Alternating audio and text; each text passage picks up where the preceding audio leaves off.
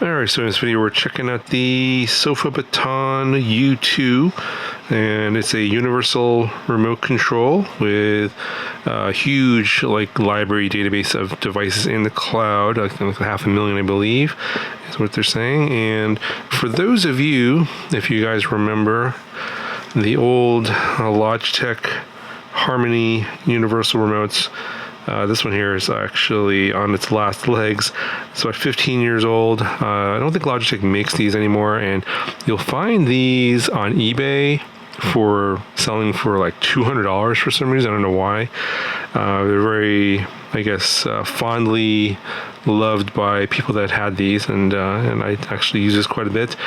And now I have a replacement, a more modern version of this. I think this is something if you're looking for a remote that's going to replace all your other remotes, in your living room, TV, soundbar, Blu-ray player in my particular case, then can keep watching this video. And this product is significantly less expensive. I think even right now it's like a little over $50 on sale. So let's go ahead and get everything out of the box.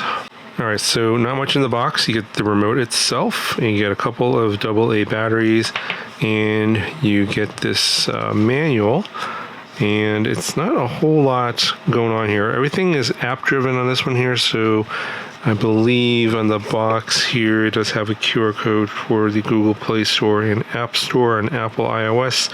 So most of the functions are going to be through the app, but we'll take a quick look at this. I think it just has some disclaimers on this side here, and then on this side, this is basically pretty basic. Step 1, put the batteries in. Step 2, got to load up the app.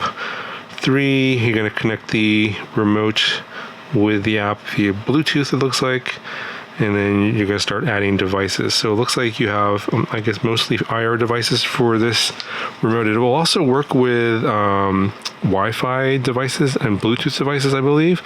So more than just IR. Obviously, IR is the main thing, and they have the ability, of course, to do learning. So here at step 5, you can basically take your remote and point it at the SofaBaton and learn the different buttons on that remote.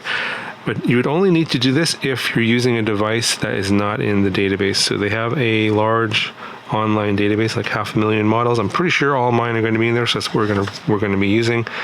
And then you can also set up macros in this one. So in the app, you can assign, I think, these colored buttons here to do certain macro functions. So for example, you can set it up to, turn on everything or turn off everything all at the same time.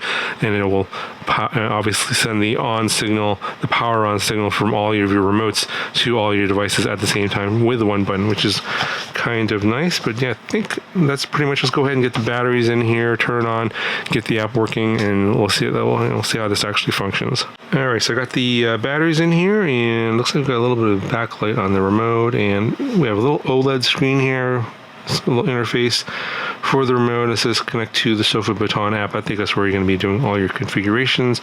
But just as the name of the company implies, this is a SofaBaton.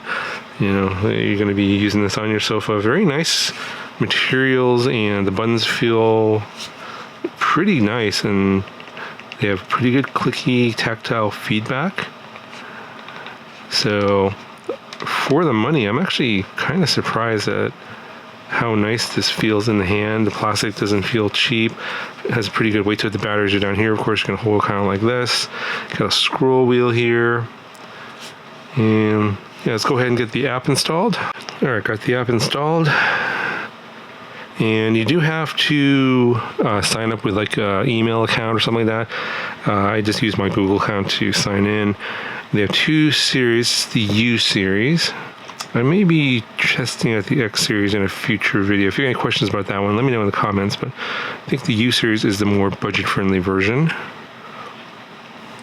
And we need to allow its permissions here. There we go. And it looks like it found it right away. It's like, boom, here it is. Let's go ahead and connect. Now it's saying press and hold. Well, looks like I don't have to do that. It's just connected, okay. Now we can add devices. So now I'm connected, and on the screen here it says added device. It's a little hard to see here. In actually real life, this is not that. It's actually easy to read. It's just it doesn't show up too great on camera. I think the frame rate of the camera is off a little bit. But we'll go ahead and add, and the device is infrared. I'm going to search database. It's a Vizio. Okay, so I think it's the M55-1DA2 is what my TV is. There we go. Device information. So I'm not in front of my TV right now. I'll do this a little bit later. And it looks like you can pick an icon. Click that one. That's a TV. Hit complete. And it looks like it is downloading the IR code to the remote. So let's see if there's a... Yeah, it says downloading on the remote. Pretty cool. So all those IR codes are going into this remote for the remote for the TV. This is that Vizio remote here. And this one is almost dead. I think it's a good thing I've got a new remote for that TV, as it doesn't work that well. All right, so that's been added, and we're going to add my sound bar, also another infrared device. Search the database. It's the ATS1080. Pick that. Hit next. And I guess which one looks like a sound bar? Maybe this one? No. That one? It's going to download that IR code library. Alright. And one last one, my Blu-ray player. There's the BDP S5500. Yeah, I guess this looks okay. Let's go ahead and get that. Okay, that's done. And got all my devices in here. So go ahead and exit. So within the app, you have tutorials and a guide here.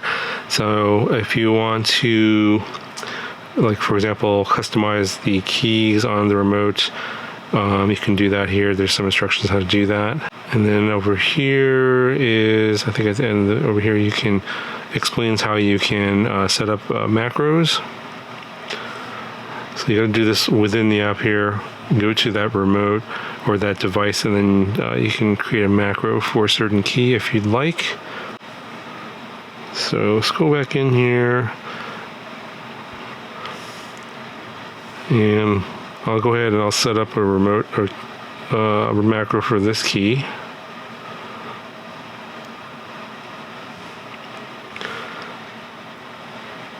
And we'll add a command. So I'll add the power button for the Vizio, and I'll add the power button for the soundbar, and I'll add the power button for the Blu-ray player. There we go. So that is the macro there, and it looks like there's a half-second delay between each of the buttons being pressed. So it's not all at the same time, although I wonder if you can adjust this. Yeah, you could make it 0. I don't think it's going to make much of a difference. So I'll just have them all turn on at the same time. And yeah, let's go ahead. Next. And we'll save it. Alright, so at this point, let's go ahead and test out the remote and see if it works. Alright, so everything is off right now, and let's just use that macro button here to turn everything on. Ooh, it worked right away. So I saw the soundbar turn on, TV just turned on, and the Blu-ray player just turned on. So, got lights there, everything turned on. Wow, that worked really well. So it looks like on the remote, you can select the device. So it's right on the TV. And so I'll turn off the Blu-ray player first. Turn that off. Oh, and that turned off. Do the soundbar next. And That's off. Yeah, it works really fast too. It works better than the real remote. I think this button here I can just use to turn off the TV. Yep, and the TV turned off. So, wow, this works awesome. Yeah, much better than I was expecting it to. The real remotes that these devices came with work slower than this one. It's kind of surprising. Anyway, I think that should cover for this video. If you have any questions, let me know in the comment section below. Talk to you guys in the next one.